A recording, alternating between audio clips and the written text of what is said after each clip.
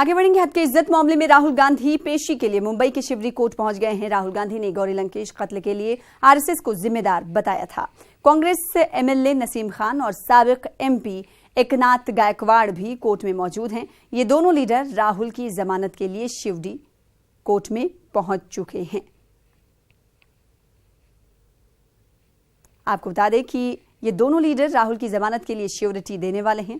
तस्वीरों में आप देख सकते हैं, राहुल गांधी अब से कुछ देर पहले हद के इज्जत मामले में पेशी के लिए शिवरी कोर्ट पहुंचे हैं। राहुल गांधी ने गौरी लंकेश का जब कत्ल हुआ था और इस कत्ल मामले को लेकर आरएसएस को उन्होंने जिम्मेदार ठहराया था।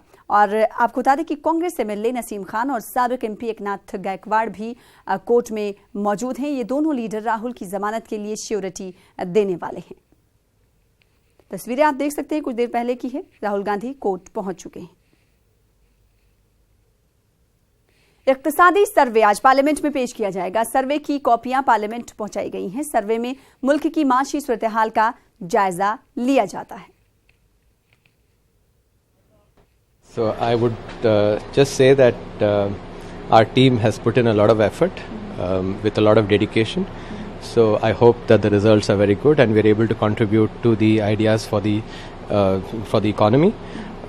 And I hope actually that the Almighty blesses us with His blessings.